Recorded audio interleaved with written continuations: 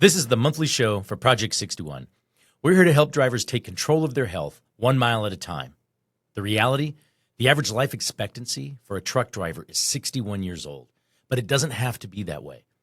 This show is about simple, practical changes that can add years to your life and life to your years without taking away from the job you love, the job that's so vital to our nation's economy. I'm Jeremy Reymer, founder of Project 61. On each episode, I talk to health experts, drivers, and other industry thought leaders working to create a healthier future for themselves and our industry. Because your health isn't just about you, it's also about the people who count on you. Let's get started.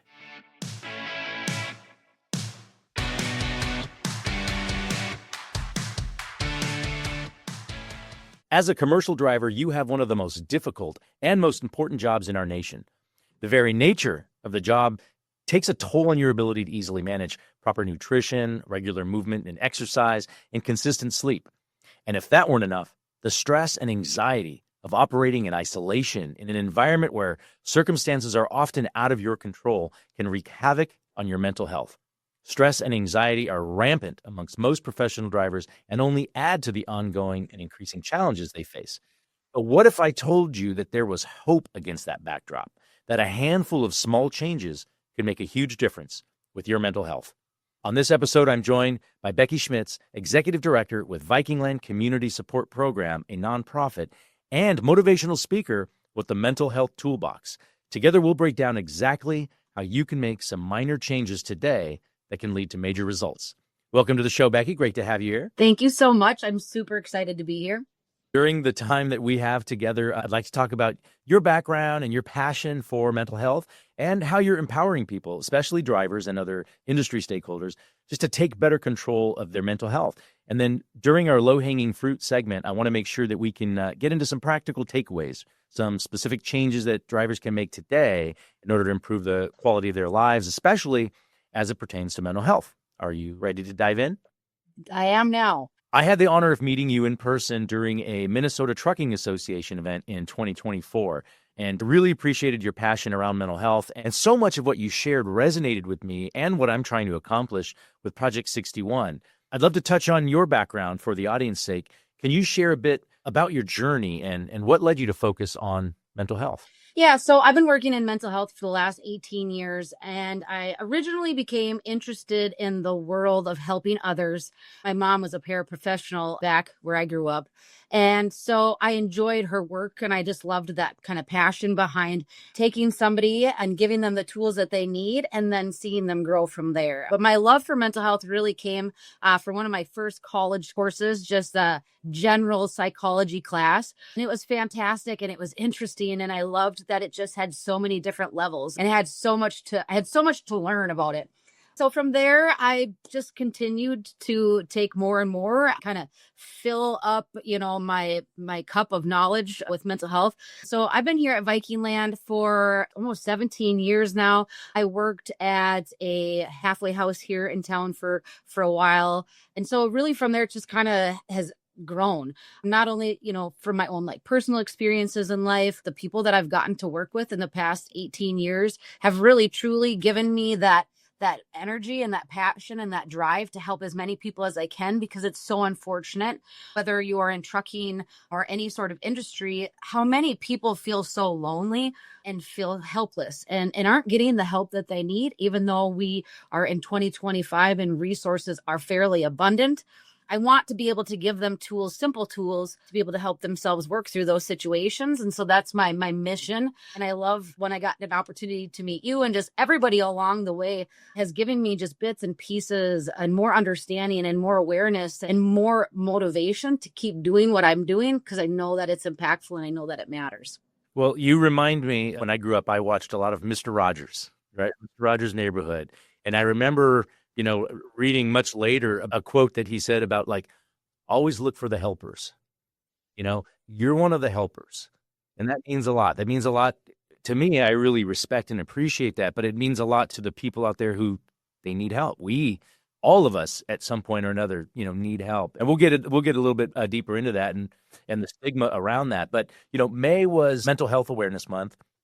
And not that every month shouldn't be. I know there's a lot of alarming statistics across so many industries, including trucking, with stress, anxiety, even suicide. If you want to touch on the importance of, having a mental health awareness month, but also I do want to get into the mental health toolbox. So I'll let you choose kind of the order there, but I'd like to get into, the origins of the mental health toolbox and what exactly it consists of. Yeah, so May was Mental Health Month. And I always say during that time, it can't stop there, right? So our agency puts on a very large walk, which continues to grow every year. To me, that represents a movement. And this was one of our biggest years yet, even though it was rainy and cold, because Mother Nature's confused. She's not sure what should be happening right now. But anyways, it's really great to see it continue to grow. And like I said, I feel like there's this movement happening that it's becoming more acceptable to have a conversation about mental health. And so Mondays, Tuesdays, and Wednesdays, I do live videos on our Facebook page for Vikingland. And I always just make it a point to say,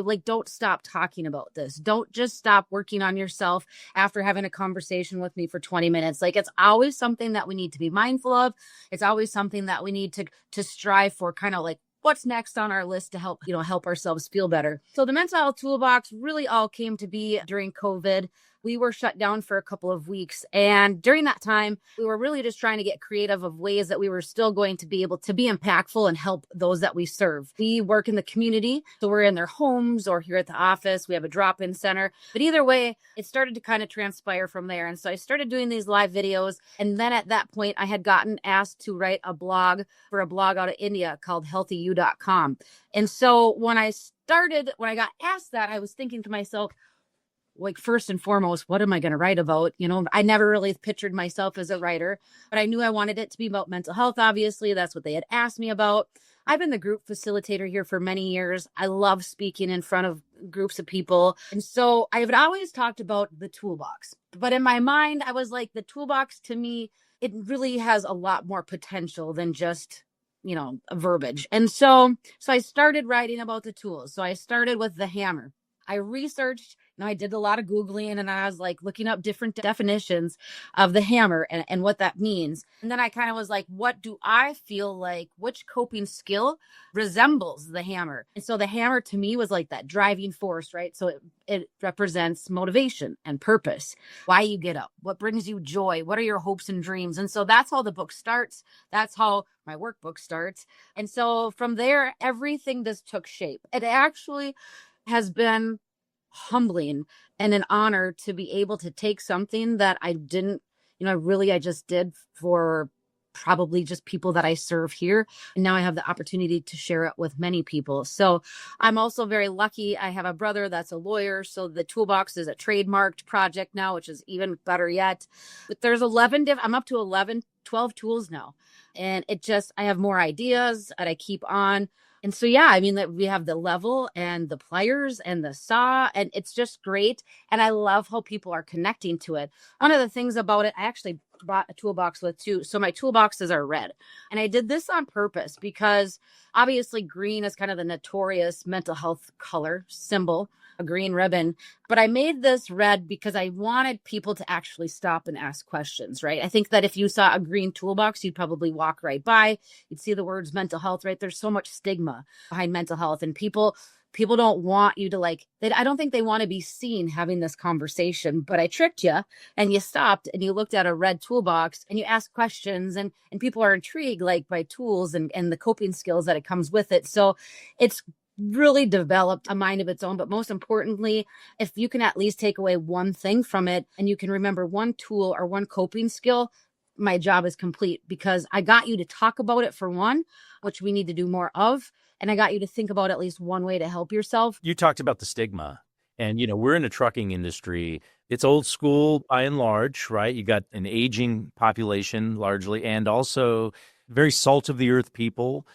Probably grew up in an era where you sweep these things under the rug. That's where they belong, right?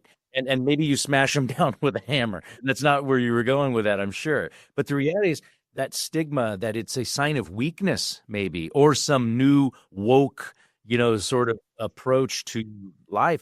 But the reality is it's not weak. It's strong, an awareness to know that, hey, I need to help. We're human. We need that connection. How do you address that, especially in an industry where that's just not the norm? Well, first and foremost, I know that there are men and women truck drivers, but there's a pretty large number of statistics that show us that generally men are not as upfront about how they're feeling, right? Like that's just not something you talk about. Again, it's seen as a sign of weakness, essentially. There's this mindset that if I tell you that I'm anxious or I tell you I'm depressed and I feel like crying, that makes you less of a person. So it's unfortunate that it has to be that way. But when I think about, when I visit with people, and mainly it's just about having that conversation, and it's not about necessarily getting into your emotions, but like what's going on in your life, and recognizing that it's important to talk about your stressors. That clearly is kind of that driving force for so much of how we feel with your mental wellness. I just try to encourage talking as much as I can, making those connections, understanding personally, especially with those that we serve here. The more of a connection I can build, hopefully you trust me enough to have those conversations. But as far as breaking that stigma behind it, the only thing that I continue to do and will continue to do is just to talk about it. I want to normalize it. I want to normalize how important it is to talk about it. I want to normalize it, just like, for instance, it's completely acceptable to go to the doctor for a sinus infection, right? Yes, it is. And so it's completely acceptable to go to the doctor or to reach out to say, hey, I'm not feeling well. I'm not sleeping well. I've kind of noticed that I've been getting kind of this racy heart lately, and I'm just feeling a little more worked up, and I don't really know what's going on. And to start that conversation, like I said, I just want it to be normal and natural to talk about it. And I think what's important there is to be self-aware, to recognize in yourself that, hey, this is happening. It's so funny because we hear so many people talk about like the winter blues. It's like when we say the winter blues, we're skirting around the fact that that's a part of a mental illness, right? Like, I don't like to say it like that, but if you have a brain, you have a mental illness, right? Like you are susceptible to experiencing less than desirable things like the winter blues, like anxiety. It's funny because we use certain words as a way of, like I said, kind of going around that conversation of feeling depressed, right? The problem is too, is that as a society, we've just created like some pictures of like what we think mental health looks like. For instance, like commercials, right? You generally see like a medication commercial for depression, and they're like crying next to a dark, gloomy window.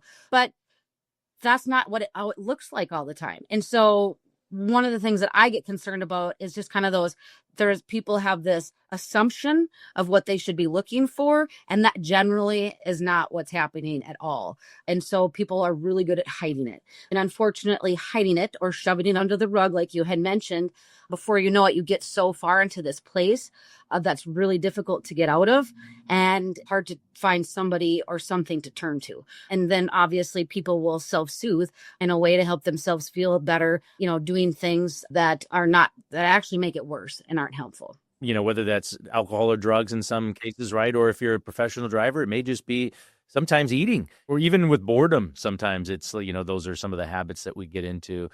I say this a lot, and this is something that for Project 61, it stands out to me. And it's, you can have 1,000 problems in life until you have a health problem. And then you only have one problem. And it's really just, obviously, I think you and I both are cut from the same cloth as far as let's focus on preventative things. Let's focus on ways to not get to, or at least reduce the risk or the odds of experiencing that significant health issue. From that perspective, this might be a good segue into our low-hanging fruit segment, where we get into some specific takeaways for drivers, for anybody, who's listening. But, again, we understand that being a truck driver is hard, right? It takes a toll on your physical as well as your mental health. It takes being very intentional to combat the inherent challenges that drivers face on a day-to-day basis. So let's touch on 3 or 4 things, some small, impactful baby steps that they can incorporate into their day and improve their mental health immediately. The best part about it is that coping skills generally are free, right? So it's cost effective, and they don't take a lot of time. As long as, like you said, as long as you're intentional and mindful of that. There's a couple of different things. I love visual aids. I love when I have something I can look at to make me think. And so that's kind of, again, one of the things that I love about the toolbox is it's that visual aid. But one of the most important ones that I talk to people about is HALT. HALT, hungry, angry, lonely, tired.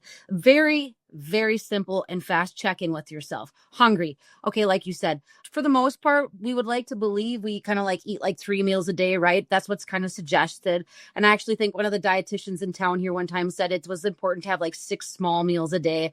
But food and nutrition is huge.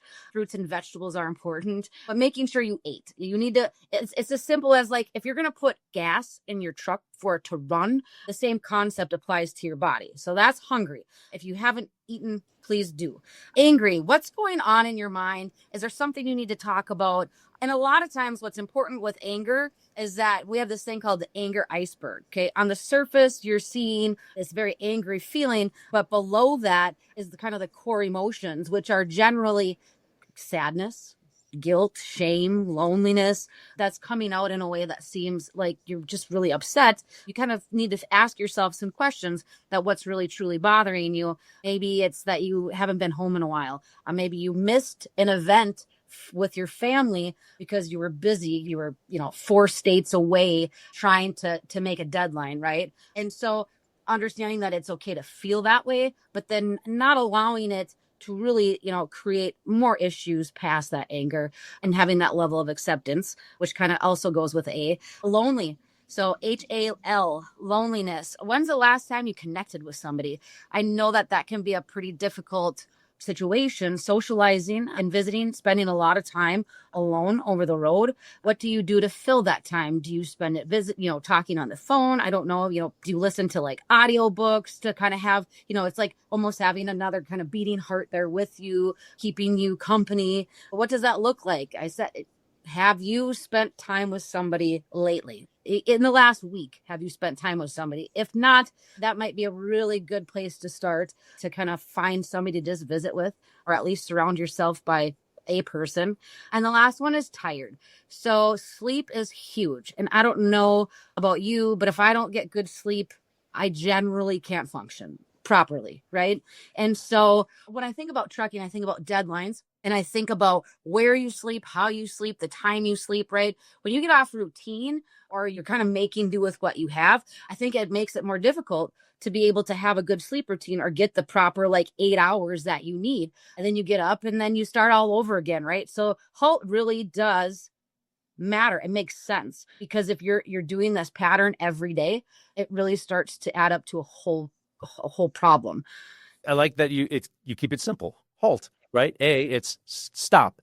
Take stock of what's going on. Are you hungry? Are you taking care of that? And just to add a little bit to that is the importance of the quality of the food that you eat. Not just that you eat, but are you eating real food? One of my favorite authors around health, especially from a nutrition standpoint, Michael Pollan, he says, eat real food, mostly plants. If we did that more often, we'd be a lot healthier, probably would address a lot of the obesity issues that we have as a country, not just in this industry. And then the A for angry, I think it's easy, especially as a professional driver. You have a lot of stress. There's a lot of responsibility, 80,000 pounds, barreling down the highway with four-wheelers, cutting in and out, have no understanding of what it takes to stop a vehicle, what sort of distance that truck needs in front of it. And so those sorts of things can easily be frustrating and lead to anger. One thing I want to say about the food piece too is that people don't always recognize that the food or whatever you're putting in your body can be contributing to certain things. So for instance, if you are somebody that experiences a lot of anxiety, take a look at one of the things. So I'm gluten-free, not really by choice, but physically needed to be. And man, did my anxiety really start to kind of reduce at that point. There is a lot of research that shows that gluten can contribute to that. And if you think about the foods that we're eating on the fly, a lot of sandwiches, a lot of microwave dinners, processed foods that are contributing to how you feel because we haven't given our body the proper nutrients it needs to feel better or to feel motivated. So paying attention to what you're eating on a daily basis too is important. Yeah, and the L for loneliness, right? It's isolated industry just by nature, very isolated. I think it's really important. One of the things that's important to me with Project 61 is to really build community around that. We all are in the same boat. We all understand the challenges that the industry and specifically this driving career entails. So let's build a community where we all can engage with each other and address and talk about openly and candidly, and it's okay in a safe place about some of these challenges that exist. And then the T being tired. Not only am I not functioning optimally if I haven't slept, but to your point earlier, same with food, it's going to negatively contribute to your health, mental health, to your brain health, your cardiovascular system, all facets of your body. If you don't sleep, I mean, I actually posted something once I read about sleep that I think if you deprive a puppy, I can't even remember if it was like 2 or 3 days of sleep, it will die. Yeah, and the point of that was, do you want to kill a puppy? Oh, no, of course not. But it's certainly it'll grab your attention when you see a headline like that. But we need sleep. I analyze people, right? I really like to assess things. And I've been doing some traveling lately. And one thing that I noticed, because ever since I had the opportunity to speak at the MTA, trucking and mental health in that world has really become something of interest to me and what that could look like or what kind of help is needed. So I'm kind of always paying attention. And one thing that I notice when we're driving past, truckers is just kind of that almost like autopilot, kind of zoned out, kind of somber look. And I think some of it, like you said, it comes from constant stress. I don't envy their job at all of trying to haul something and then have inconsiderate drivers on top of it, right? Lack of sleep, missing out on things. I mean, there's a lot of factors that play into that one look that you see on somebody's face, and being able to kind of address that and understand what are some things that we can take off your plate. Hungry is one of them. I think about the level and just understanding, like, where am I at each piece of the pie? And there's 8 pieces of the pie. And when 6 of those pieces are off and not right, it's hard to feel well. It's hard to keep yourself well. And so that's just something that I think about, just kind of giving yourself a check-in every day. Super simple. Where am I at? How am I feeling? Do I need to check in with somebody? And then just making it a point to share how you're feeling, I think, is important, or what's bothering you. So it doesn't sit there and just kind of spin. It's like being on that hamster wheel, and then it just gets bigger and bigger and bigger. And before you know it, you're not really for sure where to turn to. And at that point, how to even start that conversation, because it is uncomfortable. It does cause some anxiety sometimes, and it's hard to ask for help. It's hard to admit that you're not well and that you have a problem, but it's important. It's important to you and for you. It's important for your family, for your job, to be able to keep yourself well and to be able to address anything that you do feel. No, and I'm glad you mentioned how important it is for your family too. I mean, that's a critical component. Rebecca, just for our audience who'd like to learn more about the Mental Health Toolbox, where should we direct them?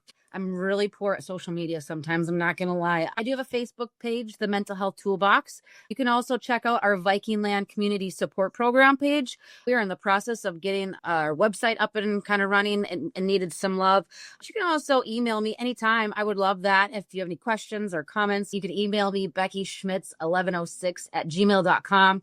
I would love it. And just have the opportunity to have a conversation. If something's bothering you, would be great. Or at least direct you to some more resources. So Facebook, email, those are kind of my 2 biggest places to get a hold of me. Well, thank you once again for joining me. It's great to see you again, and I hope to see you again soon. Yes, I do too. Thank you.